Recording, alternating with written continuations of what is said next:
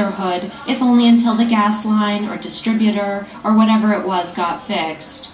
Frances pictured him 20 years younger, standing among the uniformed boys, grinning and eager and tongue-tied.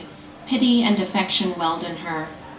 Frances hadn't been born then, but she was aware that the war years must have been hard for him, strangers looking him up and down, wondering why he wasn't in Europe or the Pacific. "My dad was a conscientious objector," Frances had said at school when she was 11. "We're pacifists." She'd shrugged, regretful, smug. "We just don't believe in fighting." But she'd have to stop saying that when it got back to her mother, who'd pinched her hard on the upper arm. "Do you know what it would do to your father to hear you spreading those lies? He isn't a coward. He has a condition." The condition in question was a heart murmur, and as far as Frances knew, the only ill effect he'd ever suffered was fainting once on the football field in high school. Now, nearly an adult, Frances no longer judged her father for those war years.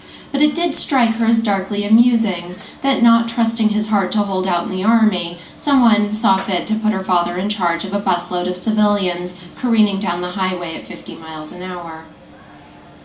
Now, an hour and a half into the trip, the passengers were scattered throughout the baking bus, dozing against the windows or reading newspapers.